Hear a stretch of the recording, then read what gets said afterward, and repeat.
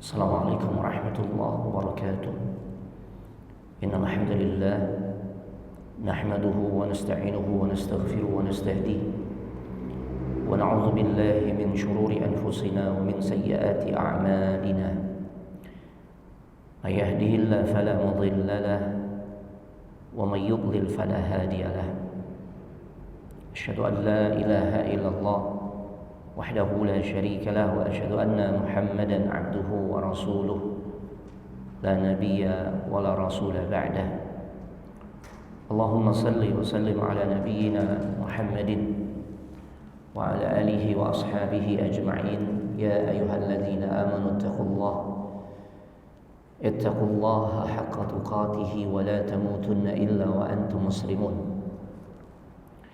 يا أيها الذين آمنوا اتقوا الله وقولوا قولا سديدا يصلح لكم أعمالكم ويغفر لكم ذنوبكم ومن يطع الله ورسوله فقد فاز فوزا عظيما. وبعد فإن أصدق الحديث كتاب الله وخير الهدي هدي محمد صلى الله عليه وآله وسلم وشر الأمور محدثاتها وكل محدثة بدعة وكل بدعة ضلالة وكل ضلالة في النار. أما بعد أيها الإخوان والأخوات في الله أعزني الله وإياكم. Para ikhwan dan juga akhwat, saudara-saudariku, Bapak Ibu, jamaah yang semoga dimuliakan oleh Allah Subhanahu wa taala. Alhamdulillah, kita sangat bersyukur kepada Allah Subhanahu wa ta'ala karena di pagi hari ini memasuki hari ke-12 di bulan Jumadal Akhirah 1447 Hijriah yang juga bertepatan dengan tanggal 3 Desember 2025 bi'aunillahi wa taufiqihi.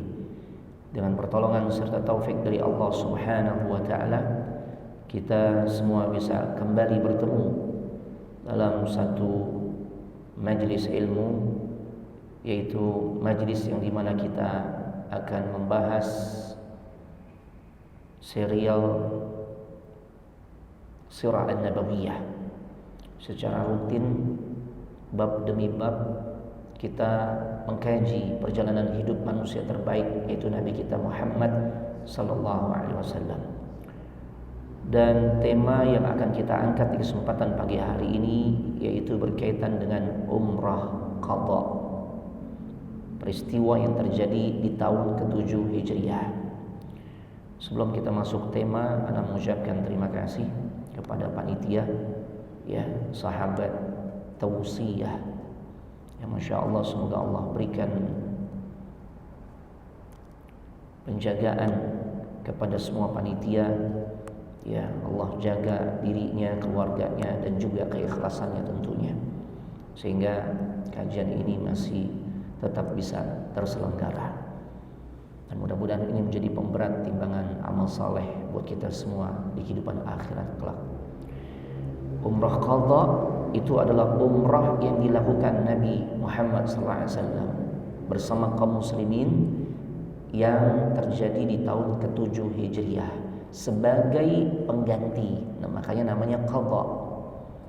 Ya, pengganti umrah yang tertunda pada saat peristiwa perjanjian Hudaybiyah, yang sampai pada akhirnya terjadi perjanjian Hudaybiyah. Awalnya tuh mau umrah, gitu ya. Dan kita tahu kejadian itu ya terjadi pada tahun ke-6 Hijriah, setahun sebelumnya. Nah, dan ini bukan sebatas perjalanan ibadah, Bapak Ibu, tapi lembaran sejarah yang syarat akan nilai pelajaran. Ketika Nabi SAW bersama kaum muslimin memasuki Mekah bersama 2.000 sahabat. Bayangkan, 2.000 kaum muslimin. Jadi jamaah umrahnya berapa banyak? 2.000. Berapa bis, Bu? Kalau 2.000 berapa bis? Ya, kalau satu bis kita buat yang nyaman itu 40 orang. Berarti udah kebayang ya berapa bis nih? 50 bis. Allahu Akbar. Ngurusin 3 bis aja puyeng ya. 3 bis tuh. Ya. Atau yang paling heboh 1 pesawat. Ya 300-an penumpang. Ya Allah. Taib, atau hampir 400, 10 bis lah katakan. Pusingnya luar biasa itu. Ini 50 bis ya, atau 2000 jamaah. Allahu Akbar. Dalam suasana ya kita tahu Mekah dikuasai oleh musyrikin Quraisy. Musuh yang dalam beberapa catatan sejarah selalu menunjukkan permusuhan yang begitu keras sampai terjadi peperangan demi peperangan. Badar, Uhud, Ahzab atau Khandaq dan peperangan-peperangan lainnya. Nah, tapi kemudian Allah memberikan buah dari kesabaran yang ditunjukkan oleh Rasul dan kaum muslimin di saat beliau dan 2000-an jamaah umrah ya, mereka bisa masuk ke Mekah tanpa peperangan, tanpa adanya kekerasan. Ya, mereka bisa tawaf, mereka bisa sa'i, mereka bisa menyembelih hewan kurban. Ya, jadi hadyu, menyembelih hewan kurban itu tidak hanya ada di dalam pelaksanaan ibadah haji, tapi ada juga dalam pelaksanaan ibadah umrah. Tapi kayaknya nggak pernah Ustaz anak umrah pakai hadyu. Iya, karena hukumnya juga sunnah ya. Tapi kalau haji, apalagi haji kita itu haji tamattu'.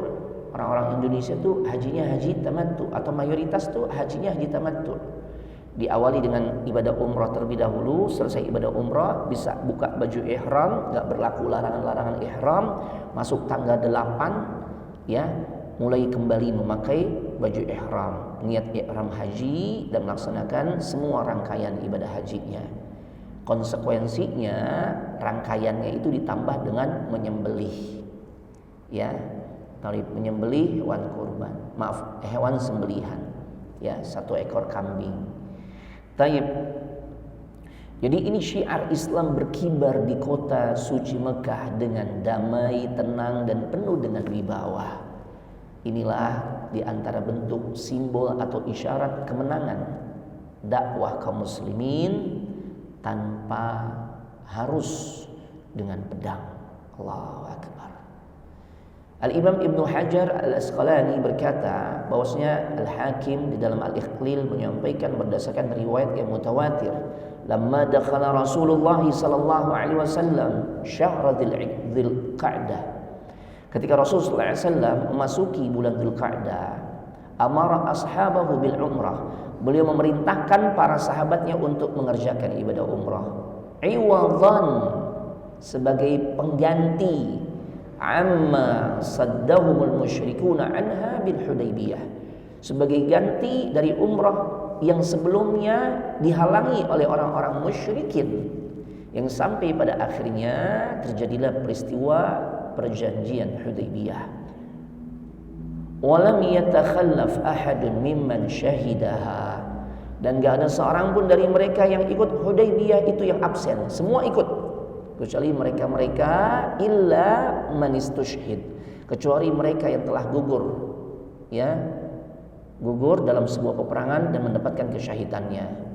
Wa kanu nahwa alfai rajulin, jumlah mereka itu sekitar 2000 ya, 2000 jamaah, khususnya kaum laki-laki. 2000 itu ghairan nisa'i was-sibyan, belum termasuk perempuan dan juga anak-anak. Ya Allah. Nah, jadi sebagian ulama menyebut momen ini sebagai umrah yang penuh dengan nilai perdamaian. Ini jemaah. Ya, karena memang hakikatnya ibadah umrah kan kita mau ibadah, mau cari ketenangan. Maka haruslah dijalani dengan penuh kedamaian.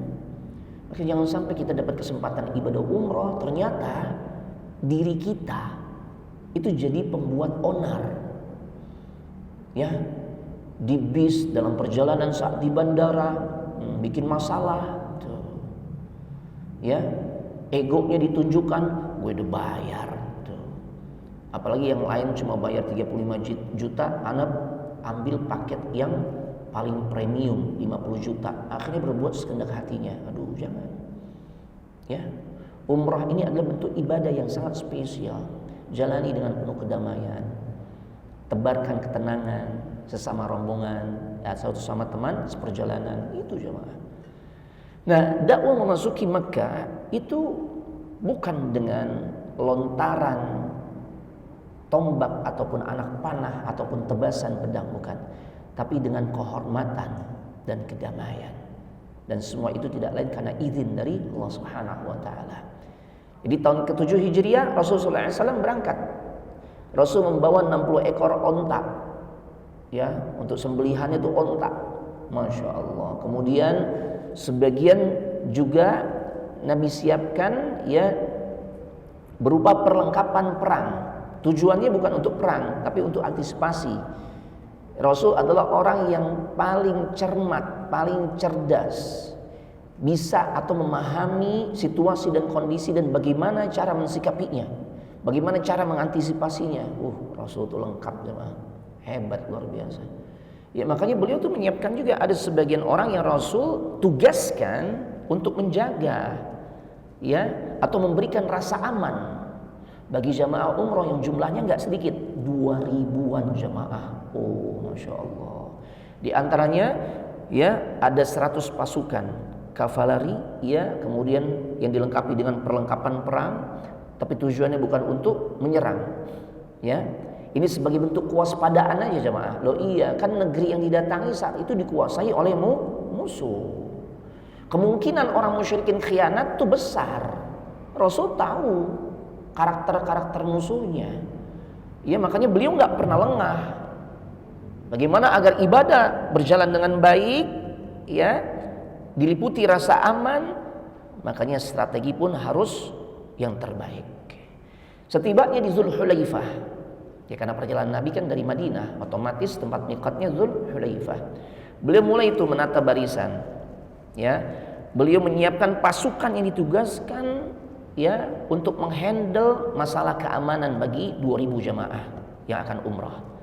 Pasukan berkuda itu dipimpin oleh Muhammad bin Maslamah, ya. Sementara pasukan bersenjata lainnya dipimpin oleh Bashir ibn Sa'ad. Ketika para sahabat mulai berihram, mulailah mereka mengucapkan kalimat talbiyah, suara yang menggetarkan bumi dan juga langit. Labbaik Allahumma labbaik, labbaik la syarika laka labbaik, innal hamda wan ni'mata laka wal mulk la syarika lak. Aku penuhi panggilanmu ya Allah, aku penuhi panggilanmu ya Allah yang tiada sekutu bagimu. Lihat, pembuka kalimat tauhid adalah bagaimana kita merespon undangan dari Allah Subhanahu wa taala. Makanya jemaah, kita umrah itu bukan jalan-jalan biasa. Ini undangan dari Allah. Ya. Seharusnya kalimat ini tuh yang mengisi mayoritas perjalanan kita tuh. Ya.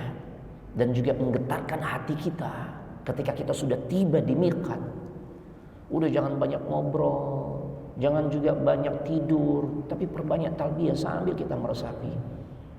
Ya. Ini di sini aja nih, di Patal Senayan, ketika kalimat tadi kita ucapkan, itu terasa juga tuh getarannya. Ya, padahal ini kalimat baru bernilai luar biasa ketika kita tiba di miqat. Ya, maka ini jemaah, ini luar biasa. Labbaik Allahumma labbaik. Aku penuhi panggilanmu ya Allah, aku penuhi panggilanmu ya Allah yang tiada sekutu bagimu. Ya. Allah pilih kita untuk memenuhi undangannya.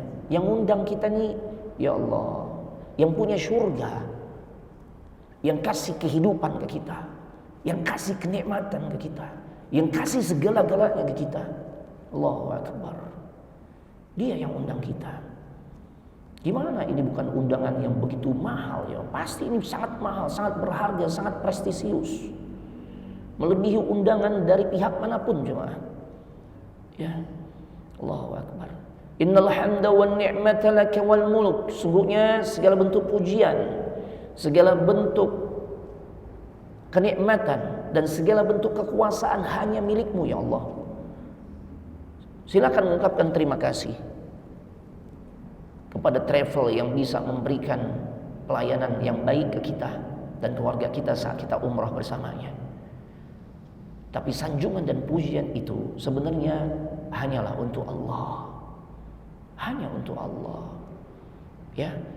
Karena atas izin Allah, atas perkenannya, di saat ratusan juta kaum muslimin yang ada di Indonesia saja, ya, itu kan udah luar biasa banyaknya jumlahnya.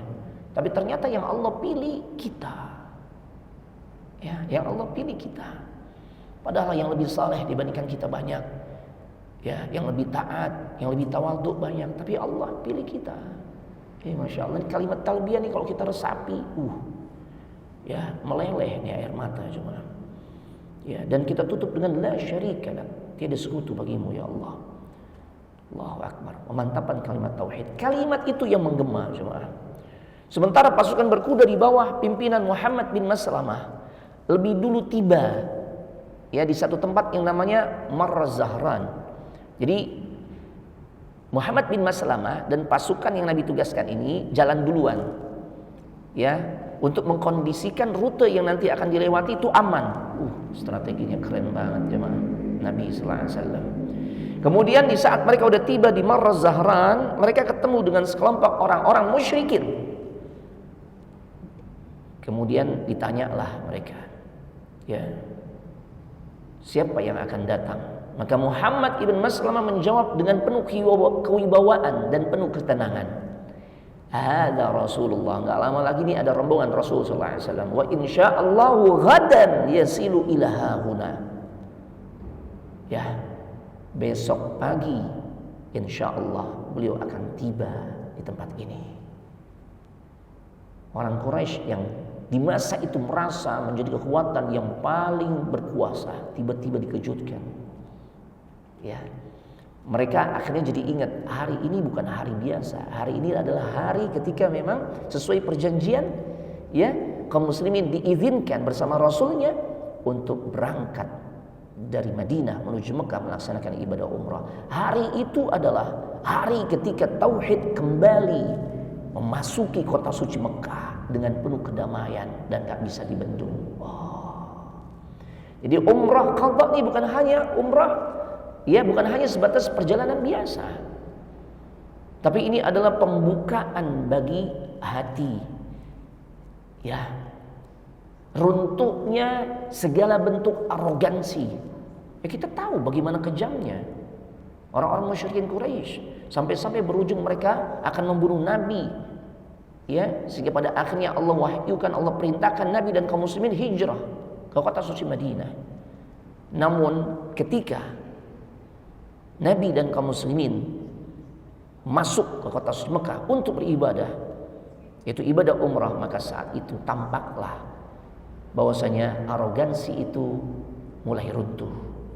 Sinyal awal dari kemenangan besar yang akan terjadi di tahun berikutnya, yaitu Fathu Mekah yang semakin dekat. Allahu Akbar. Sesampainya di Marra Zahran,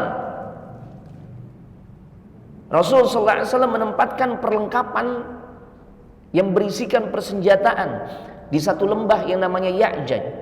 Sebuah lembah, di buku kita ada semua jemaah. Sebuah lembah yang dari kejauhan masih kelihatan tuh dari wilayah Al-Haram Makkah. Ya. Baik. Tapi lembah ini walaupun dari sisi catatan sejarah pernah disebutkan juga, ya cuma hanya sebatas dari sisi histori. Ya, tidak ada keistimewaan apapun di dalamnya. Kadang-kala kan kita kalau ada, ya, satu tempat yang dulu pernah didatangi Nabi, pernah ditempatkan, ya, sebagai tempat untuk mengumpulkan senjata dan sebagainya, ya, maka dianggap ini tempat berkah dan sebagainya. Enggak, cuma ada. Kecuali memang Nabi menegaskan tentang hal itu. Kecuali jika memang ada dalilnya kita diperintahkan ibadah di tempat tersebut. Enggak bisa pakai logika kalau bicara ibadah, cuma. Dan sebaiknya kalau memang kita niat umroh nggak usah lah disibukkan ke tempat-tempat yang sebenarnya nggak punya nilai ibadah. Kalau itu pada akhirnya mengorbankan ya ibadah kita di tempat-tempat terbaik. Termasuk di Al-Ula, jemaah. Antum kalau ke Al-Ula itu kan jaraknya jauh, jemaah. Ya, dari Madinah tuh jauh, ratusan kilo. Kalau nggak salah 300-an kilo kalau nggak salah ya. Itu udah pasti tuh, udah nggak bisa tuh sholat di Masjid Nabawi seharian, jemaah. Seharian. Cuma ngelihat apa sih di sana? Hah? Ngelihat katanya gedung kaca gede. Ya ngapain? Ngaca di rumah juga ada, jemaah. Ya. Nah, cuma ngelihat bukit yang katanya bentuknya kayak gajah gitulah, elephant apa itu, ya Allah, enggak usah, jemaah. Jangan. Ya Allah. Ya. Termasuk yang lagi ngetren sekarang nih, yang pada bikin video-video estetik katanya, ya, dengan background nanti kelihatan tuh clock tower atau Jabal Khan Damah. Ya Allah, ini hati-hati jemaah. Ini fitnah akhir zaman begitu. Halus mainnya ya. Kita dipalingkan dari melakukan atau memperbanyak ibadah di tempat yang jelas-jelas memiliki keutamaan, bergeser ke Jabal Khan Damah. Allahu Akbar. Sayang ya, Pak. Baik. Jadi lembah Ya'jaj, lembah yang dari kejauhan masih kelihatan dari wilayah Al-Haram Mekkah. Baik. Dan beliau nggak pernah sembrono dalam mengatur strategi. Ibadah tetap ibadah, kewaspadaan harus tetap dihidupkan, dilaksanakan. Makanya beliau menugaskan Aus bin Khulil Ansari bersama 200 pasukan menjaga persenjataan. Jadi masing-masing pos ada petugasnya, ada PJ-nya. Nih keren banget nih, Masya Allah. Nabi berarti memang sosok yang ahli di dalam memanage, jemaah. Ya. Dari puncak-puncak bukit orang-orang Quraisy mulai berdatangan. Mereka naik satu demi satu. Ngapain, jemaah? Nonton, menyaksikan langsung. Sosok yang dulu mereka halangi, yang tahun sebelumnya, ya sampai pada akhirnya terjadi perjanjian Hudaibiyah, mereka halangi kan untuk masuk kota suci Mekah. Tapi saat itu mereka nggak bisa lagi ngebendung karena perjanjian telah disepakati. Ya, Rasul SAW menampakkan hewan hadyu yang beliau bawa, hewan kurbannya tuh, Masya Allah. Beliau membiarkan tuh hewan-hewan kurbannya yang jumlahnya sekitar 60 ekor unta. Itu di tempat yang namanya Zituwa. Sebagai penegasan, sebagai tanda beliau datang bukan untuk perang, tapi membawa syiar agama Allah lewat ibadah umrah yang akan dikerjakan. Keren banget jemaah. Dalam Sahihul Bukhari dari sahabat Abdullah bin Abbas radhiyallahu taala anhuma disebutkan ketika Rasul sallallahu alaihi wasallam memasuki Mekah bersama para sahabat, orang-orang musyrikin Mekah mulai mencibir. Tuh, jemaah. Kalau orang tuh kebiasaan suka mencibir, nyinyir gitu ya, ngebully, itu bukan karakternya orang yang beriman, jemaah. Ini yang kayak begini, ini karakternya orang-orang yang tidak beriman, justru yang mempersekutukan Allah. Musyrikin Quraisy itu begitu. Hada ya'ti dha'ifan min humma Yathrib. Tuh. Kasak-kusuknya mereka apa? Nyinyirannya mereka apa? Tuh, dia datang tuh. Muhammad udah datang. Ya, bersama kaumnya, bersama sahabat-sahabatnya. Dia datang dalam keadaan lemah tuh. Ini sakit sebenarnya nih. Ya, sakit demam Yathrib karena memang terkenal. Ya. Sebelum Nabi doakan agar Allah pindahkan wabah dari kota suci Madinah. Madinah itu memang terkenal kota yang kalau orang datang itu pasti demam. Dan itu pernah dialami ketika pertama kali kaum muslimin hijrah masuk ke kota suci Madinah. Sosok-sosok sahabat yang fisiknya prima, yang fisiknya kuat, ambruk di sana. Bilal ambruk, Abu Bakar ambruk, Umar dan seterusnya ambruk. Termasuk ibunda Aisyah ambruk. Karena ada satu wabah yang namanya Hummal Madinah. Maka Nabi kemudian berdoa agar Allah pindahkan wabah tersebut. Tuh. Tapi paling tidak memang apa istilahnya? Asarnya ya, bekas-bekasnya itu memang ada. Artinya gini loh. Madinah Ketika masuk musim panas, panasnya luar biasa. Ketika musim dingin, dinginnya sampai nusuk tulang. Kita kembali ke nyinyirannya orang musyrikin Quraisy kepada Nabi dan kaum muslimin. Hadza ya'ti dha'ifan min humma Yathrib, tuh dia datang tuh dalam keadaan lemah. Pada lemah tuh, pada sakit sebenarnya. Sakit demam Yathrib. Ya, jadi kalimat ini nusuk banget ya, nyakitin tapi enggak menggoyahkan. Ini penting. Jamaah, mungkin kita hidup ini sering ketemu kalimat-kalimat yang nyelekit, tapi jangan gampang baper. Orang beriman tuh hatinya kokoh, nggak gampang baperan. Maka Rasulullah SAW merintahkan para sahabat untuk berlari-lari kecil, ramel, di putaran atau di 3 putaran pertama, lalu berjalan biasa antara 2 rukun. Ya, sebuah keputusan yang sangat sederhana, ya, tapi syarat makna, menunjukkan kekuatan tanpa harus berkata keras. Ibnu Salamah menambahkan, Nabi bersabda, berlari-lari kecillah kalian saat tawaf, liyara al-musyrikuna quwwatakum, agar orang-orang musyrik yang mereka tuh nyinyir, ya, ngeledekin Nabi dan kaum muslimin, melihat kekuatan kita. Dari atas bukit Qu'aiqian, orang-orang Quraisy memperhatikan dengan cemas. Ya, mereka lihat itu bukan pasukan, tapi ternyata ini mereka kan jamaah yang sedang beribadah dengan penuh energi, dengan penuh energik, semangat, dan penuh wibawa.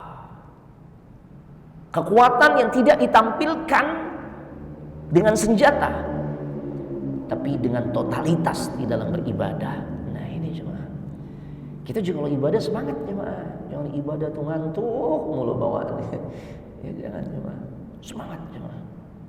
Dalam sirah Al-Imam Ibnu Hisham diceritain tuh bahwasanya ketika Rasulullah SAW memasuki Masjidil Haram, beliau menyingkapkan kain ihram hingga tampak bahu kanannya saat mau tawaf. Itulah yang disebut dengan istilah ittiba. Yang laki-laki kan kalau mau tawaf maka ittiba. Dan ittiba ini hanya berlaku kalau kita haji, hanya berlaku atau hanya diterapkan saat umrah tamattu'nya tuh. Nanti pada saat haji kan ada momen kita tawaf lagi. Bahkan tawafnya masuk kategori tawaf yang merupakan rukun haji, yaitu tawaf ifadah. Nah, kalau ifadah tidak perlu kita membuka bahu kanan. Ya. Taib, hingga tampaklah bahu kanan beliau. Dan beliau bersabda, rahimallahu imra'an aral yawma min nafsihi quwwatan lil musyrikin. Semoga Allah tebarkan rahmatnya kepada siapapun yang menampakkan kekuatan di hari ini di hadapan orang-orang musyrik. Beliau kemudian ia memulai tawafnya dengan langkah yang cepat. Ya. Taib. 3 putaran awal sambil berlari-lari kecil. Istilahnya apa? Ramel, kalau memungkinkan. Dan berjalan biasa pada putaran sisanya. Setelah tawaf, beliau melakukan sa'i antara Safa dan Marwah di atas kendaraannya. Nah, ini kita menjadi faham. Kalau kita tuh tawaf ataupun sa'i, nggak jalan kaki, tapi didorong dengan kursi roda, boleh. Atau sekarang ini bukan cuma kursi roda, pakai apa? Skuter, tapi skuter udah nggak ada sekarang. Diganti golf car. Satu mobil bisa 9 orang. Cepet banget tuh. Emang ngancir sih ya, cepet banget. Mos kalau naik skuter anak ngukur. Skuter itu 1 putaran 5 menit. Karena udah disetting ya speednya, nggak akan bisa ngacir dia. Jadi kalau kita geber sekalipun 5 menit. Jadi 7 putaran 35 menit, setengah jam lebih sedikit. Tapi kalau pakai golf cart ini cepet jemaah, sekitar 15 sampai 20 menit ya, Masya Allah. Dan ini ada landasan syar'inya. Nggak usah khawatir, apalagi kalau ibu-ibu yang udah sangat capek, ya apalagi udah sepuh, ya silakan pakai itu tanpa meragukan tentang keabsahan tawaf maupun sa'inya. Sah, ya, baik. Yang afdal yang mana Ustaz? Sesuai kondisi. Kalau kondisinya memang nggak sanggup berjalan kaki, maka afdalnya naik kendaraan. Maaf, kan nggak nyusahin orang juga. Ya jadi lebih afdal itu. Ya, tapi kalau kuat tentu jalan kaki. Ya, insya Allah lebih utama. Taib. Begitu tiba di Safa Marwa, beliau di atas kendaraannya dan mencapai 7 kali bolak-balik. Ya, dan kemudian beliau sudah ada di Bukit Marwah. Beliau bersabda, "Hadza manhar wa kullu fijaji Makkah manhar." Hai kemakal. Inilah tempat untuk melakukan penyembelihan. Dan seluruh lorong kota Mekah adalah tempat penyembelihan. Artinya di titik ini semua perjalanan umrah qadha terasa ya seperti sebuah ayat yang hidup yang bisa disaksikan tentang keagungan ya sebuah ibadah yang dilaksanakan dengan penuh semangat, sebuah kekuatan, ketawaduan, kemenangan yang memang enggak disuarakan tapi cukup dengan ditampakkan. Oh, Masya Allah, kelihatan tuh syiarnya luar biasa. 2000 jemaah jalan serempak. Kebayangnya syiarnya ya. Rasulullah SAW kemudian memerintahkan jemaah sebagian sahabat untuk menemui pasukan yang menjaga di lembah Ya'jaj, yang di situ sudah ada persenjataan yang Nabi memang sudah siapkan bersama kaum muslimin. Mereka kemudian bergantian tuh menjaga persenjataan. Jadi sementara yang lain udah selesai umrahnya ke tempat itu, yang belum ya maka sisanya menuntaskan rangkaian ibadah umrahnya. Ini semua. Jadi tentang masalah keamanan itu sangat diperhatikan untuk mendukung sebuah ibadah berjalan dengan baik. Kenapa pemerintah Saudi Arabia, pemerintah kerajaan Saudi Arabia membuat banyak aturan? Tidak lain untuk menjadikan ya para jamaah haji yang datang dari seluruh penjuru dunia merasakan nikmatnya beribadah. Tuh. Terjaga rasa amannya atau mereka mendapatkan nikmat rasa aman. Itu jemaah, cuma kadang kita yang memaksakan diri. Udah dibuat aturan yang tujuannya untuk kemaslahatan umat Islam di seluruh dunia. Bukan untuk kebaikan atau keuntungan negeri Saudi, enggak. Kalau beliau mau cari untung sebanyak-banyaknya itu beliau terima, kan enggak. Ini kadang kita suka kebawa nih oleh info-info yang tersebar di medsos yang sering banget tuh anak lihat menyudutkan nih. Bukan tanpa celah, bukan tanpa kekurangan, pasti. Dia mau pemerintahan manapun pasti ada kekurangan. Tapi ini dunia jemaah. Dunia itu memang tempatnya segala bentuk kekurangan. Ya. Cuma kita bicara secara objektif dong. Skala mayoritas itu bagus jemaah. Ya Allah.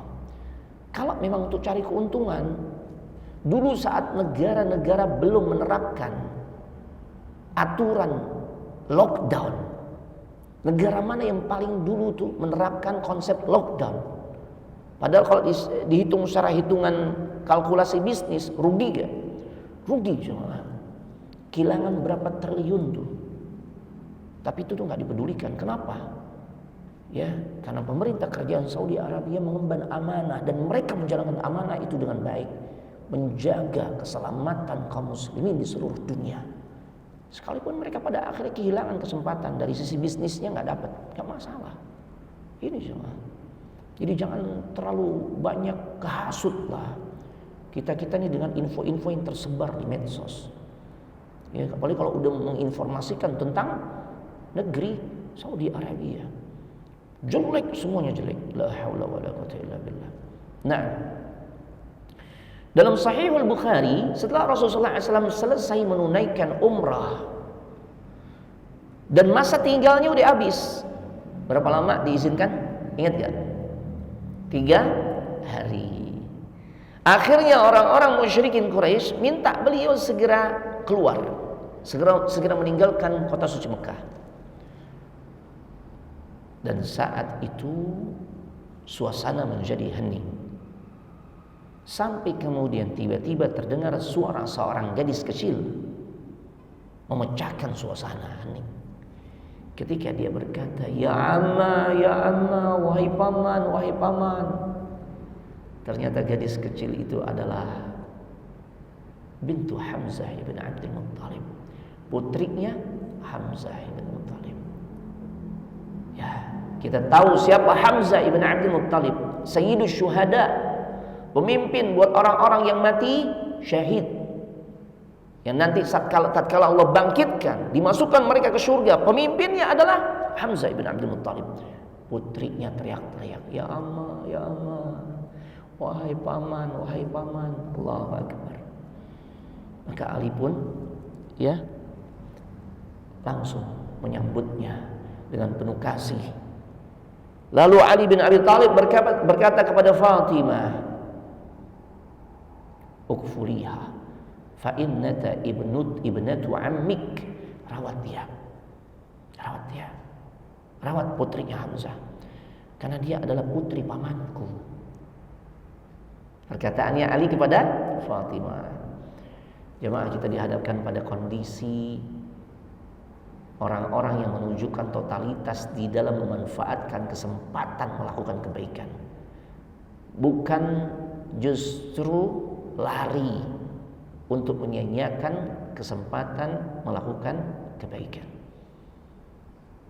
Di zaman sekarang kan orang ramai itu kalau ada sesuatu yang sifatnya materi yang akan didapatkan.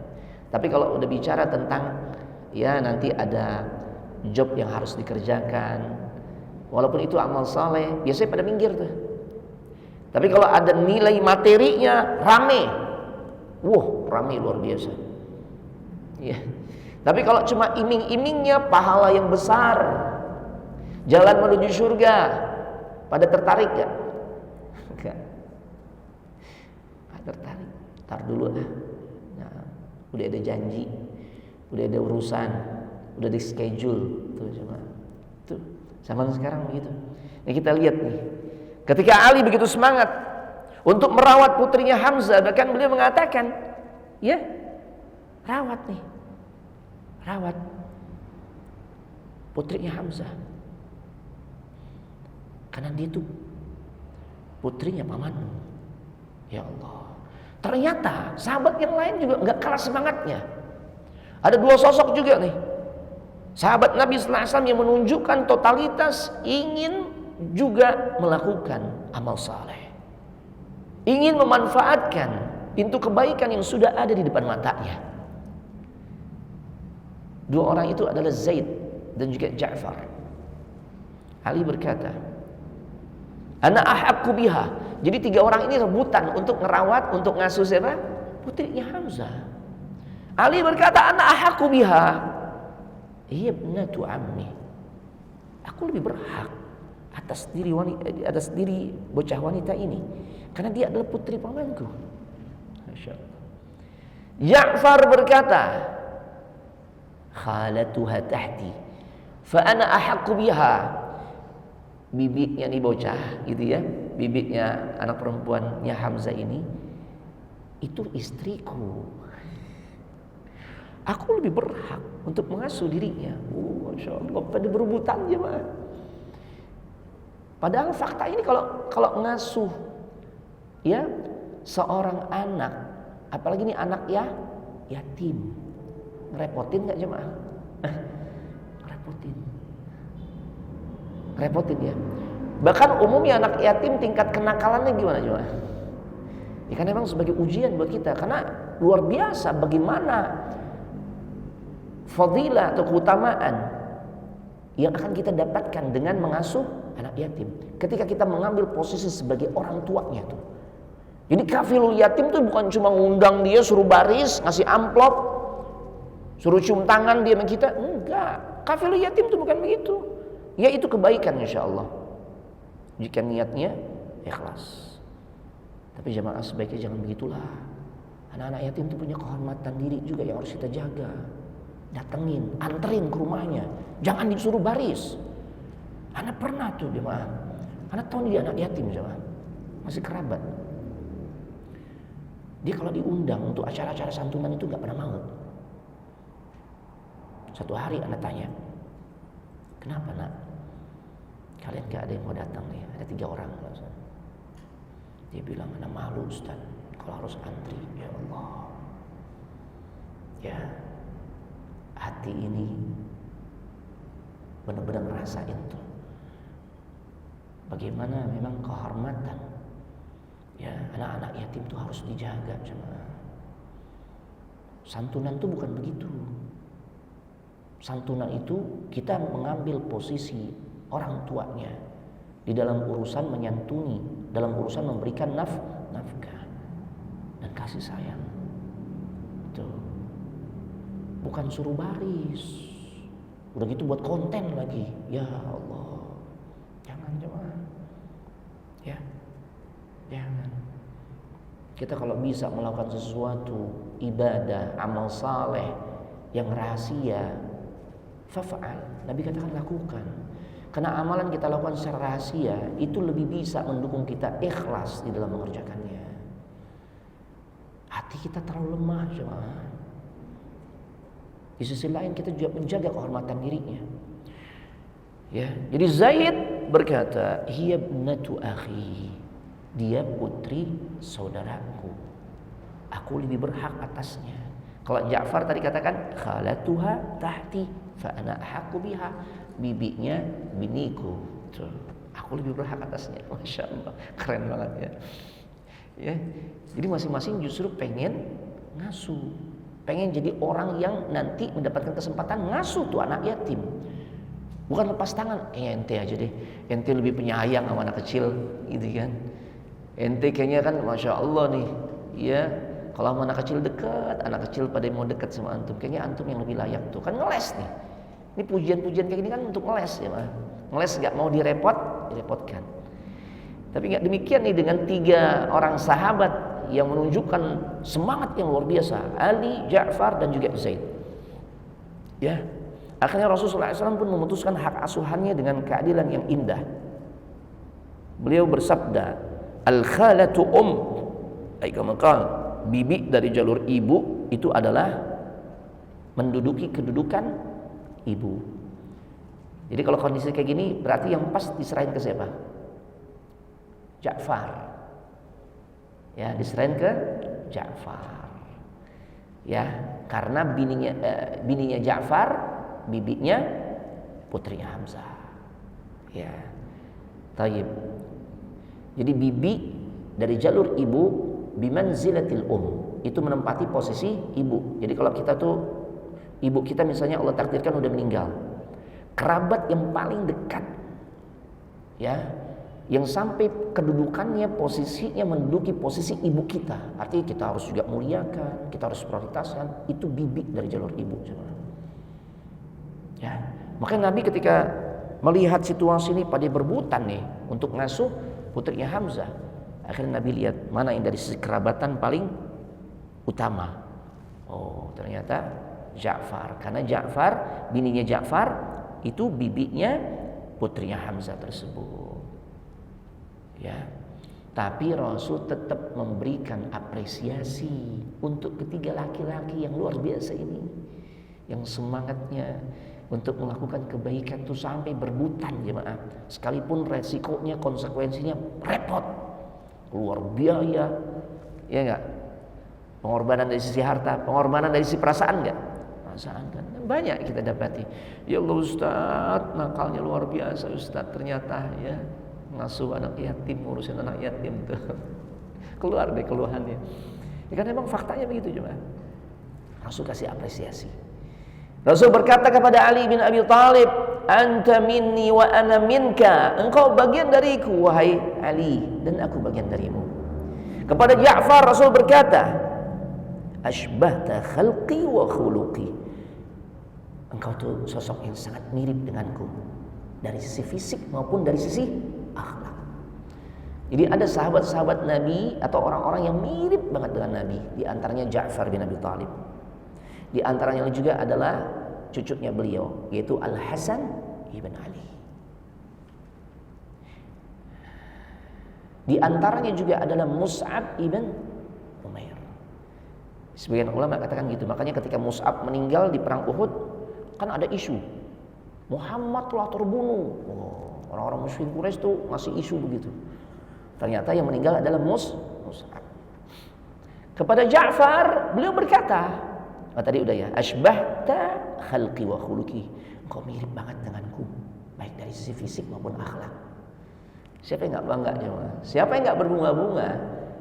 Ya, ketika disampaikan kalimat-kalimat seperti ini, kalimat apresiasi, sanjungan yang penuh dengan ketulusan. Kepada Zaid, beliau berkata, "Anta akhuna wa maulana." Engkau adalah saudara dan pemimpin kami, wahai Zaid. Ya Allah. Ya. Jadi tengah hiruk pikuk kaum muslimin ingin segera mengusir, di tengah hiruk pikuk kaum musyrikin ingin mengusir kaum muslimin, Nabi justru menyelesaikan urusan keluarganya yang memang harus segera diputuskan dengan penuh kelembutan dan kemuliaan yang membuat hati orang-orang Quraisy mulai bergetar. Dalam perjalanan pulang menuju Madinah, saat rombongan berada di Saraf, Rasulullah SAW menikahi Maimunah binti Al-Harith radhiyallahu taala anha, pernikahan yang kelak membawa berkah dan simpul baru dalam urusan hubungan kekerabatan. Akhirnya beliau melanjutkan perjalanan menuju Madinah, meninggalkan Mekah dengan penuh wibawa, ya, dan membuka pintu sejarah menuju pembebasan kota suci Mekah di 2 tahun berikutnya. Begitu Rasulullah SAW keluar dari Mekah menuju Madinah setelah umrah qadha, seakan-akan udara di kota suci Mekah pun berubah. Orang-orang Quraisy berusaha untuk menunjukkan sikap tenang, tapi sesungguhnya hati mereka telah mulai porak-poranda. Kenapa begitu jemaah? Karena untuk pertama kalinya dalam sejarah yang mereka jalani, mereka menyaksikan Nabi masuk kota suci Mekah yang mereka kuasai tanpa bisa dihalangi. Dengan begitu bebasnya, dengan begitu nikmatnya Nabi dan 2000-an kaum muslimin beribadah di kota yang dikuasai oleh orang-orang musyrikin Quraisy tanpa bisa mereka halangi. Gimana enggak membuat hati mereka porak-poranda? 2000 sahabat tawaf dengan penuh gagah, dengan suasana yang syiar, dengan menunjukkan kegagahan. Tuh, hewan kurban, masya Allah, ditempatkan di Dzituwah, dan gak ada seorang pun dari orang-orang musyrikin Quraisy yang berani menyentuh mereka, yang berani mengganggu atau bahkan menghalangi mereka. Gak ada. Padahal orang-orang yang datang saat itu adalah orang-orang yang kemarin atau belum lama mereka usir, yang saat itu sedang tawaf, sedang sa'i, sedang menyembelih hewan hadiunya. Itu adalah orang-orang yang kemarin atau beberapa waktu sebelumnya mereka halangi, yang kemarin mereka anggap lemah, tapi tiba-tiba mereka sekarang masuk dengan penuh wibawa, penuh kedamaian, dan penuh dengan keteraturan. Dengan kata lain, orang Quraisy gak bisa lagi menyembunyikan kegundahan di dalam hati mereka. Dan boleh jadi rasa takut itu sudah mulai semakin muncul. Mereka sudah mulai semakin sadar kekuatan kaum muslimin bukan sebatas hanya diukur lewat jumlah pasukan, tapi yang paling mencolok adalah kekuatan tauhid, kekuatan tatanan yang begitu rapi dan indah, ya, kekuatan persatuan dan kesatuan di dalam perkara kebaikan. Makanya sebagian tokoh-tokoh Quraisy, kata sebagian ahli sejarah pun mulai kasak kusuk, mulai bisik-bisik. Ya, ini kalau mereka bisa masuk dalam keadaan kondisi yang seperti ini, bagaimana nih beberapa waktu ke depan? Kalau sekarang aja mereka sudah bisa begitu luasa masuk ke negeri kita, beribadah di dalamnya tanpa tersentuh, tanpa diganggu sedikit pun. Apa jadinya beberapa tahun kemudian? Jadi umrah qadha ini bukan hanya sebuah catatan sejarah terkait pelaksanaan ibadah yang Nabi lakukan bersama 2000-an kaum muslimin, bukan hanya seperti itu, tapi ini juga peristiwa yang mengguncang apa istilahnya, stabilitas politik Mekah, keamanan orang-orang Quraisy mulai goyah tuh. Mental mereka semakin lemah. Makanya pedagang-pedagang mereka mulai berpikir untuk pindah ke Madinah. Karena mereka melihat, kalau mereka perhitungannya dari sisi bisnis, mereka melihat nih kalau Mekah kayak gini udah semakin gak wibawa nih. Ya, makanya di antara mereka sudah mulai kasak-kusuk, punya tujuan, punya rencana untuk pindah berniaga di Madinah aja. Karena mereka lihat ini berarti kaum muslimin nih yang menguasai Madinah, otomatis masa depan ada di sana. Ini cuma, jadi beda ya cara pandangnya ya, cara pandangnya beda. Mereka dunia oriented. Jadi umrah qadha ini benar-benar menjadi pukulan psikologis jemaah terbesar sejak pasca Sulhul Hudaybiyah. Nabi nggak hanya menunjukkan kekuatan, tapi menunjukkan kemenangan dari sisi moral jemaah. Ya. Dan hikmahnya setelah umrah qadha, orang-orang Arab, suku-suku Arab, kabilah-kabilah yang ada di Arab mulai condong kepada Islam. Posisi Madinah semakin kuat. Quraisy semakin kehilangan kepercayaan dirinya. Setiap langkah Nabi sallallahu alaihi wasallam terasa seperti persiapan menuju pembebasan kota suci Mekah. Peristiwa-peristiwa kecil mulai terjadi. Ya. Taib. Jadi kehadiran Nabi saat itu bersama 2000-an kaum muslimin yang umrah itu seakan-akan itu menghapus gambar,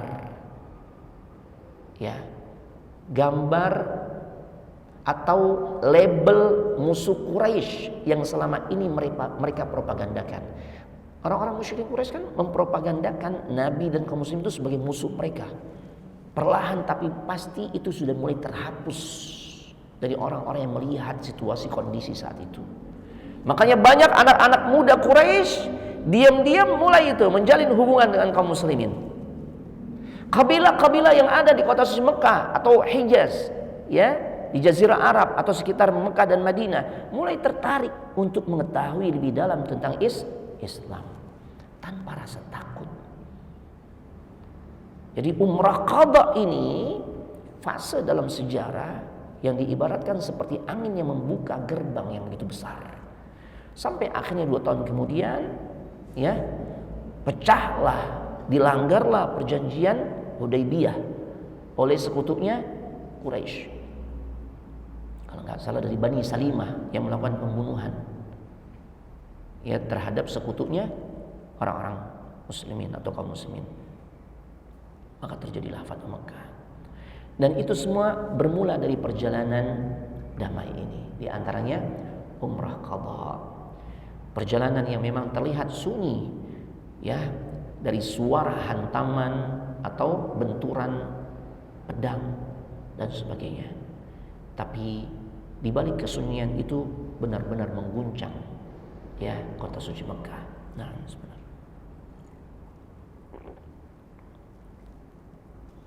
jemaah yang semoga dimuliakan oleh Allah Subhanahu wa taala. Kita masuk pada al-fawaid, pelajaran-pelajaran yang bisa kita petik nih jemaah. Yang pertama, umrah qadha ini gambaran nyata kemenangan kaum muslimin atas kaum musyrikin.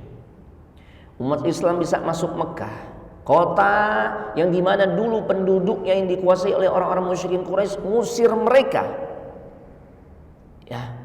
Tapi pada akhirnya mereka bisa masuk dalam keadaan mulia, dalam keadaan aman, dalam keadaan terhormat. Mereka bisa tawaf, mereka bisa sa'i, mereka bisa menegakkan syiar-syiar tauhid. Sementara orang-orang musyrikin Quraisy nonton dari kejauhan. Ya.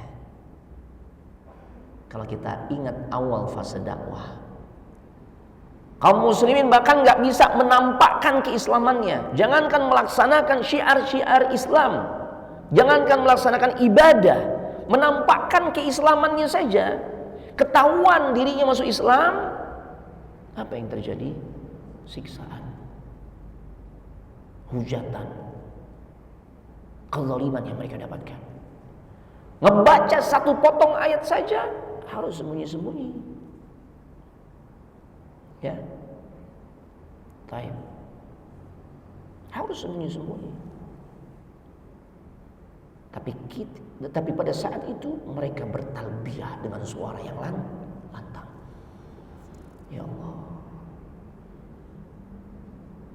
Sebuah perjalanan yang panjang jemaah. Diawali ketidakberdayaan sampai tiba waktunya Allah berikan kemenangan yang penuh dengan wibawa. Keren banget jemaah. Ya. Yang kedua, pelajaran bisa kita petik. Senjata yang dibawa dan ditempatkan di Ya'ja, ya, yang posisinya dekat Mekah, ya, itu adalah bentuk tanda kewaspadaan yang Nabi ajarkan kepada kita semua. Maksudnya apa? Ini pelajaran berharganya. Dalam Islam itu tidak diajarkan tentang konsep kecerobohan, enggak.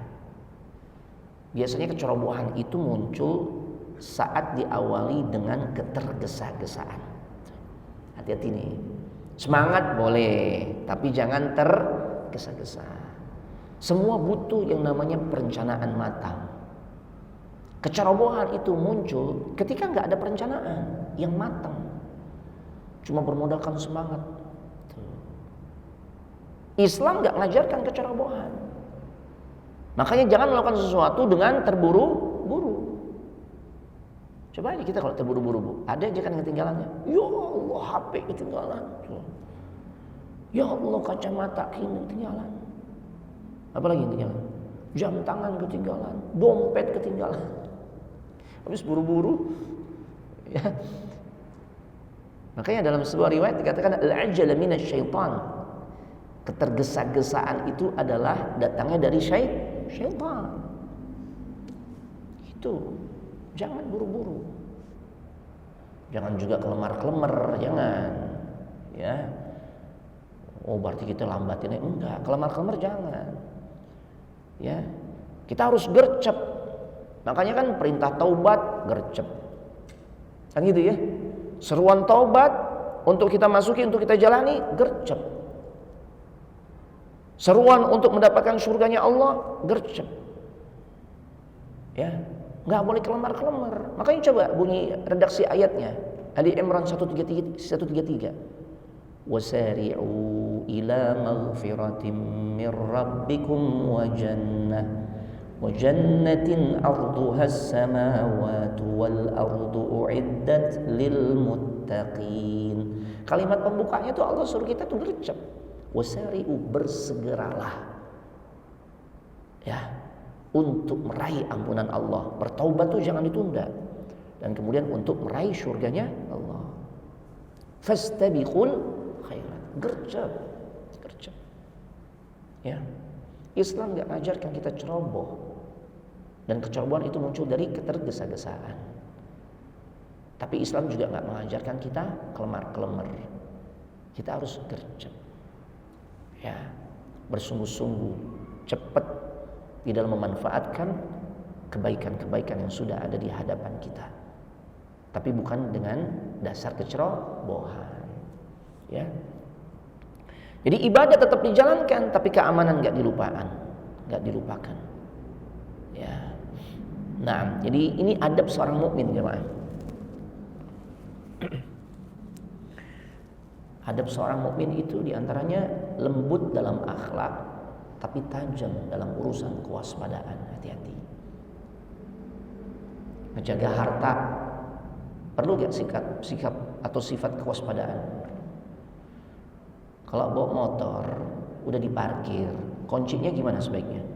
Cabut atau dicantelin? Nah, dicabut.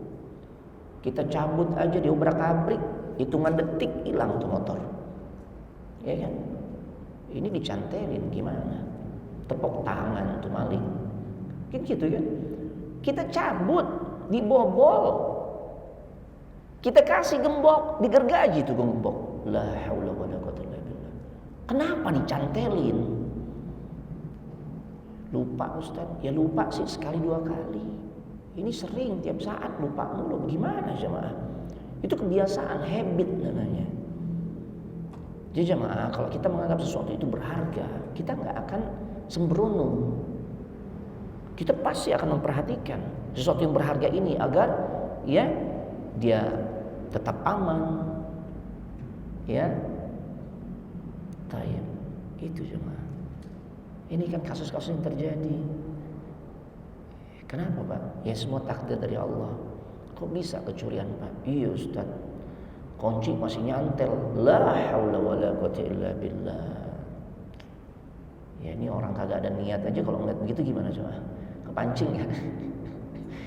Dulu ada apa istilahnya slogan, ya ucapan yang disampaikan oleh siapa itu penyiar acara kriminal zaman dulu yang pakai topeng, Bang Napi ya. Apa kata Bang Napi?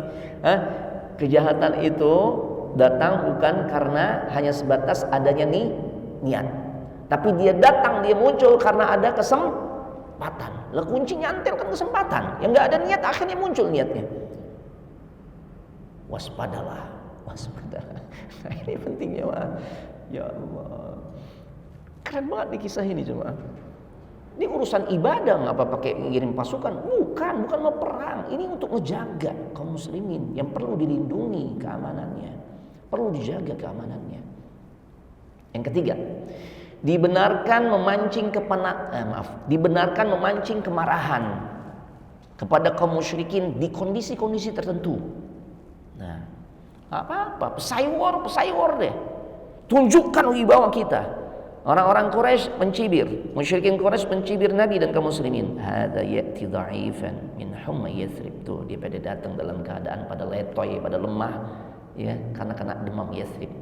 Rasul langsung memerintahkan, ya, untuk berlari-lari kecil saat tawaf di 3 putaran pertama. Liyaral musyrikuna quwwatahum, agar orang-orang musyrikin melihat kaum muslimin itu kondisi fisiknya prima, mereka kuat. Tuh jemaah. Ya Allah. Ya. Bapak Ibu jemaah sekalian semoga dimuliakan oleh Allah Subhanahu wa taala. Di dalam Zadul Ma'ad dijelaskan Rasulullah selalu menggunakan strategi untuk memperdaya orang-orang kafir ketika hal itu memang diperlukan. Hal ini juga dikuatkan pendapatnya oleh Al-Imam Ibnu Katsir. Ini bukan kesombongan, enggak. Ini strategi psywar. Kalau musuh meremehkan, tampilkan kekuatan. Tuh. Anak kita udah mulai dibully, kasih tahu, kalau kamu nggak salah nak, lawan. Tuh. Iya. Tapi kalau kamu yang salah, bapak tahu, ibu tahu kamu yang salah, bapak yang pertama kali akan hukum kamu. Tuh. Jadi anak nih punya kekuatan jemaah, punya wibawa, gitu. Ini kan lagi ngetren nih, lagi meresahkan aksi-aksi bullying. Di semua sektor tuh ada aksi-aksi bullying. Bayangkan jemaah. Di dunia pendidikan berkali-kali kita tuh atas nama ospek lah, orientasi lah, yang ada adalah bentuk aksi-aksi perundungan, kezaliman, aksi-aksi premanisme terjadi di sebuah institusi pendidikan. Allahu Akbar. Dari mulai yang terendah sampai yang tertinggi, SD, SMP, SMA, kampus, ya, bahkan di sebuah institusi yang akan memunculkan atau melahirkan sosok-sosok pengayom bangsa, pengayom masyarakat, mereka juga melakukan bullying di dunia militer, di dunia kepolisian, di dunia kedokteran. Subhanallahiladzim. Mau dibawa kemana bangsa ini kalau generasinya kayak begitu jemaah? Ya. Belum lagi reaksi yang muncul karena jadi korban bullying. Keadaan yang sangat memilukan dan menjadi sebuah keprihatinan kita bersama. Respon yang muncul sampai menjadikan seseorang berani melakukan aksi bom bunuh diri. Belum ada dalam sejarah kriminalitas. Ini yang bicara ini seorang ahli nih, kriminolog. Anda lupa namanya itu. belum ada dalam sejarah kriminalitas di mana orang yang melakukan aksi kekerasan dalam sebuah institusi pendidikan sampai berani melakukan aksi bom bunuh diri, dan itu terjadi di sebuah tempat ibadah lagi sholat Jumat jemaah, yang sampai memakan korban jiwa hampir 100 orang, jumlah terbesar di dunia. Dan itu terjadinya di mana jemaah? Di negeri kita. Alhamdulillah. Ya, ini keprihatinan kita jemaah. Kita punya tanggung jawab nih. Kita yang Allah berikan amanah, anak keturunan. Ketahuilah, generasi yang seperti ini di antara penyebab ya yang menjadikan mereka tumbuh kembang jadi seperti ini, itu tidak lepas dari peran orang tua. Sadaqah Rasulullah sallallahu alaihi wasallam. Rasul sallallahu alaihi wasallam itu benar, jemaah. Ucapannya pasti benar. Ya. Nabi pernah mengatakan, kullu mauludin yuladu 'alal fitrah. Semua anak yang terlahir ke alam dunia itu mereka terjaga fitrahnya. Fa abawahu, lihat kalimat berikutnya yang Nabi sampaikan yang merupakan faktor sebab sehingga menjadikan fitrah anak tersebut menjadi rusak, tergerus. Ya. Enggak punya identitas lagi. Enggak jelas nih seorang muslim kok begini. Padahal Islam itu adalah ajaran yang mengajarkan kedamaian, rasa cinta kasih. Melakukan bom jemaah. Ya kalau kejadiannya di masjid, dia juga lagi sholat Jumat, ini kan muslim. Kedua orang tuanya yang punya peran besar sehingga menjadikan anak itu akan menjadi Yahudi, Nasrani, atau Majusi. Maksudnya bukan kita fahami sebatas mereka nanti keluar dari Islam, enggak. Identitas keislamannya sudah hilang jemaah. Pada jelas Islam agama yang penuh dengan cinta kasih. Demi Allah, agama Islam gak pernah mengajarkan aksi-aksi kekerasan. Dan gak ada sejarahnya dalam sejarah umat manusia ketika Islam berkuasa maka kaum muslimin melakukan beragam macam penindasan. Pernahkah terjadi? Tidak pernah. Ya. Dan kalau kita baca sejarah tentang revolusi Prancis, ya, dan juga peristiwa-peristiwa sejarah masa lalu lainnya, mereka mengakui jemaah, tatkala mereka mulai menguasai dunia, orang-orang kafir menguasai dunia, setelah sebelumnya yang menguasai itu kaum muslimin, mereka menyadari, mereka kenal tuh tentang kebersihan, ya bahkan kenal mandi itu dari kaum muslimin, kenal cebok, kenal istinja dari kaum muslimin, kenal parfum itu dari kaum muslimin. Mereka akui itu, ya. Berarti dulu nggak cebok, nggak ngapain, bau cuma nggak mandi. Tapi kaum muslim memperkenalkan konsep kebersihan dan sebagainya. Allahu Akbar. Ya, masuk yang keempat. Amalan-amalan tersebut tetap disyariatkan hingga hari kiamat. Ya, tadi kan Nabi kan perintahkan, ayo lari-lari kecil di 3 putaran pertama untuk menunjukkan kekuatan kalian, buka bahu-bahu kalian.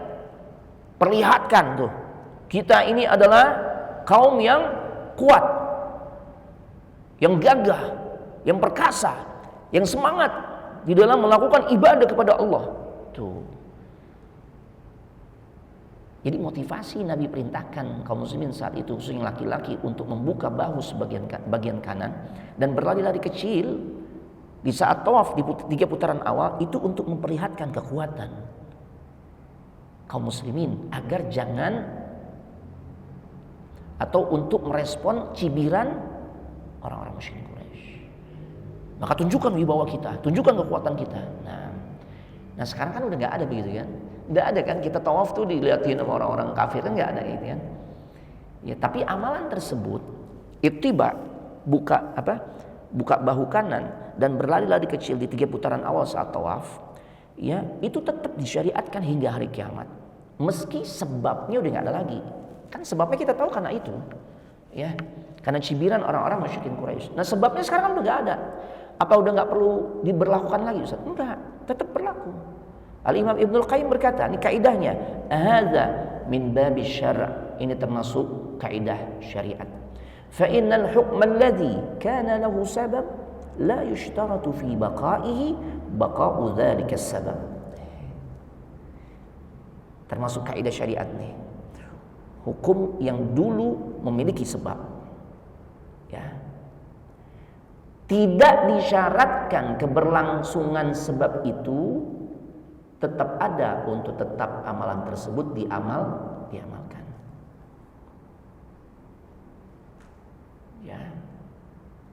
Ya kita tahu, tidak ada lagi sebab tuh setiap orang tawaf, kaum muslimin tawaf, ya diledek-ledekin, dinyinyirin oleh orang musyrikin atau orang-orang kafir gitu, enggak ada. Cuma memang dijelaskan oleh Imam Ibnul Qayyim, fa innal hukma alladhi kana lahu sabab la yushtaratu fi baqaihi baqa'u dzalika sabab. Hukum yang dulu memiliki sebab tidak disyaratkan keberlangsungan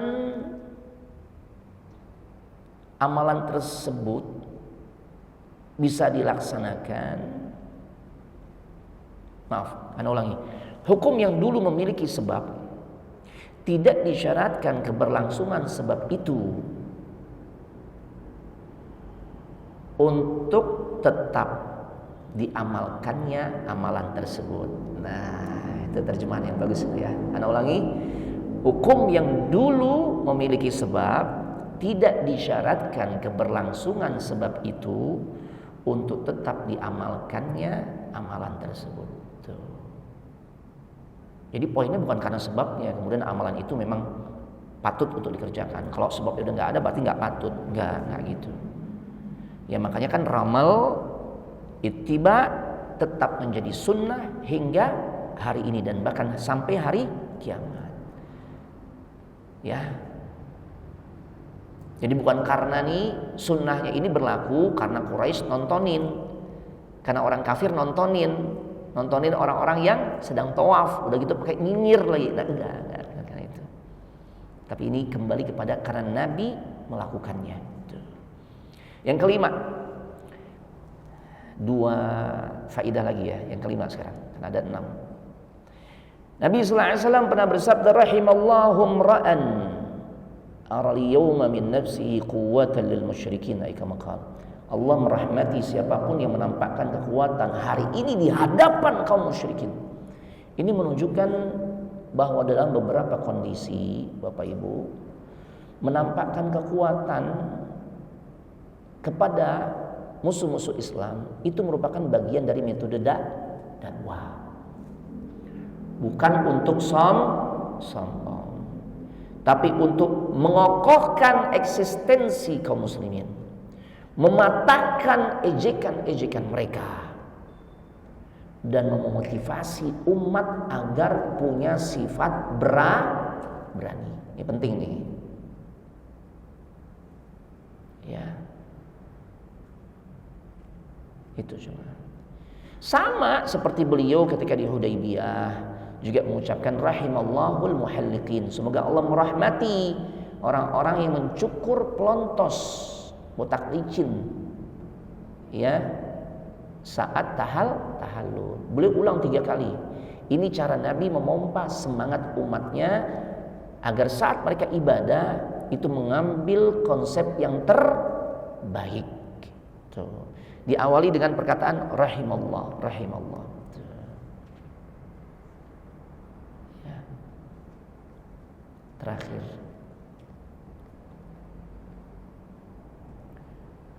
Terakhir jemaah, hikmah yang bisa kita petik, pelajaran yang bisa kita petik, keputusan Nabi tentang putri Hamzah radhiyallahu taala anhu yang akhirnya beliau menetapkan untuk diasuh oleh siapa jemaah? Bibinya ya, yang dimana bibinya itu istrinya siapa? Ja'far. Nah, di sini kita bisa mendapatkan pelajaran. Ya, selain keputusan tentang putri Hamzah diasuh oleh bibinya, Dan kata-kata beliau kepada sahabat Ali, sahabat Ja'far dan juga sahabat Zaid radhiyallahu taala anhum jami'an, itu menunjukkan ketinggian akhlak beliau. Beliau memutuskan putrinya Hamzah yang paling layak diasuh oleh istrinya Ja'far. Di sisi lain, Rasul mengapresiasi 3 sahabat ini yang punya semangat besar untuk melakukan kebaikan di dalam mengasuh putrinya Hamzah. Ini menunjukkan kualitas akhlak Nabi yang sangat tinggi. Ya Allah. Kepada Ali Rasul katakan, anta minni wa ana minka. Ya. Kepada engkau engkau adalah bagian dariku dan aku adalah bagian dari dirimu. Masya Allah. Kepada Ja'far, asbahta khalqi wa khuluqi. Engkau sangat mirip denganku wahai Ja'far, baik dari sisi fisik maupun akhlak.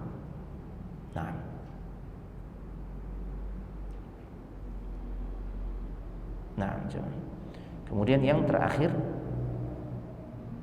Nabi mengatakan kepada Zaid, anta akhuna wa maulana. Engkau saudara dan pemimpin kami wahai Zaid. Nah, Bapak Ibu jamaah sekalian yang semoga dimuliakan oleh Allah Subhanahu wa taala. Jadi kita bisa lihat ya, gimana Nabi itu menyentuh hati tiap-tiap orang sesuai kepribadiannya. Gak ada yang dibiarkan oleh Nabi untuk kecewa, jemaah. Gak ada yang dibiarkan oleh Nabi untuk merasakan kekecewaan. Gak ada yang dibiarkan oleh Nabi merasa dirinya kecil. Semua dikasih tempat, semua dihormati, semua disemangati, semua didatangkan. Keren banget ya jemaah. Ya Allah.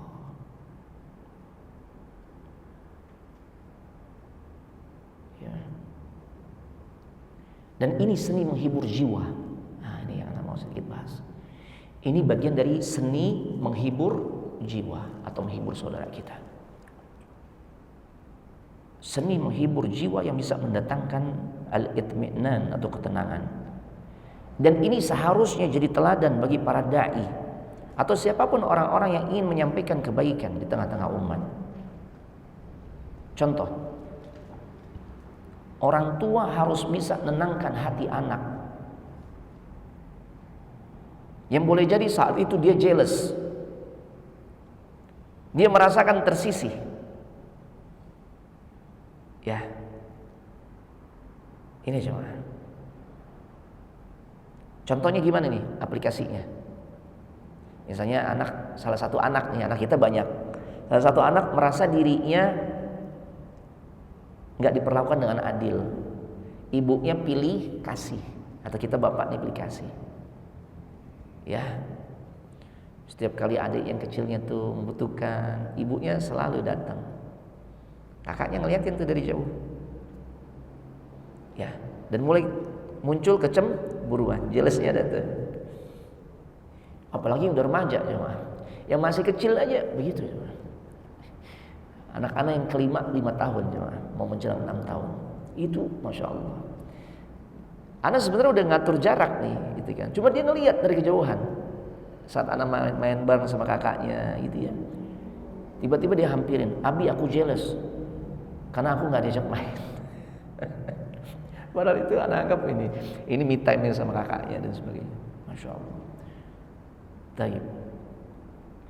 Ya, jadi kalau kita menghadapi situasi kayak gitu, kalau kita ngambil pelajaran dari bagaimana sikap Nabi mengapresiasi, menenangkan hati sahabat-sahabatnya yang kemudian yang karena Nabi itu memutuskan yang berhak merawat Ja'far, yang berhak merawat anaknya Hamzah itu adalah bininya Ja'far. Ya. Maka kalau kita nemuin kondisi ada jealous di sebagian anak kita, ya, kita deketin dia, kita peluk. Ya, kita sampaikan dengan kata-kata yang penuh kelembutan. Nah, Masya Allah, kamu tuh penolongnya Umi loh. Ya, Kalau kamu nggak ada di dekat Umi itu, ibu sering merasa kerepotan, nak. Kalau adikmu kan kecil, dia belum bisa banyak ngapa-ngapain. Kamu tuh dewasa banget, nak. Ibu bangga banget sama kamu. Ini kalau kalimat itu yang keluar, insya Allah, Bapak Ibu, cemburu itu akan berubah menjadi hati yang luluh dalam hitungan menit tuh. Karena anak merasa benar-benar berharga, dia merasakan dirinya berharga, ya, di hadapan ibunya dan bapaknya. Atau misalnya anak kita tuh merasa, aduh, prestasiku kalah tuh sama temennya misalnya, ya, dibandingkan temennya, ya, maka cukup kita katakan, yang penting kan Abi Umi tuh udah lihat kamu tuh berusaha, nak. Dan Allah juga lihat perjuangan kamu, nak. Bukan pada hasilnya, tapi perjuangan kamu. Kan sederhana kata-kata kayak gini. Tapi kata-kata kayak gini bisa ngebangkitin percaya dirinya anak kan? Iya. Kamu sih payah kamu nih. Fasilitas Bapak Ibu udah kasih, masa sama si fulana sama si fulan kamu kalah? Ya, gimana coba? Ya. Atau kita nih punya anak, kemudian hadir anak yang baru, yang masih baby, dia merasa tersingkir kan? Ya enggak? Merasa tersingkir enggak? Merasa. Ini anak-anak yang kelima bilang, Humaira mau punya adik lagi ya? Ya kan? Kayaknya Abi pengen punya anak lagi nih, nak. Wah, Abi, ntar aku nggak disayang. Udah bisa ngungkapin yang kayak gitu coba. Ya, ntar Abi sayangnya sama dedek bayi. Oh, masya Allah. Nah, ini kalau kita ngadepin hal-hal yang kayak gini coba, ya, ketika anak merasa dirinya tersingkirkan, ya, misalnya kita kasih tugas jemaah, tugas khusus, Bang, ya, kamu kan sekarang jadi abang nih, ya, adik nih cuma tenang kalau kamu tuh yang ngajak bercanda, ya, yang nemenin. Ini kamu nih pahlawan nih buat keluarga ini, nak. Oh, masya Allah. Ini yang tadinya ngambek, insya Allah tumbuh kepercayaan dirinya, karena dia merasa sangat dibutuhkan. Dia merasa begitu berarti itu di sisi orang tuanya. Ya, jadi ketika Nabi itu menyampaikan kalimat-kalimat yang masya Allah luar biasa menyejukkan hati Ali, Zaid, ya, dan juga Ja'far. Ini seakan-akan Nabi mengajarkan kepada kita bahwa setiap hati itu punya kuncinya sendiri-sendiri. Dan orang tua harus belajar jemaah untuk menjadi pemegang kunci-kunci tersebut. Perlakuannya kan beda-beda ya, nih anak kita yang introvert gimana, yang aktifnya luar biasa gimana, ya Allah. Beda-beda jemaah. Ya, nah, begitu juga dalam kehidupan rumah tangga bersama pasangan hidup. Baik, alhamdulillah, ya, kita sudah bahas tema tentang umrah qadha. Dan di poin terakhir ini, inilah seni menghibur jiwa yang bisa mendatangkan ketenangan. Ya, tayyib. Dan mudah-mudahan Allah Subhanahu wa taala berikan kemudahan kepada kita untuk bisa mengamalkan apa-apa yang sudah kita pelajari.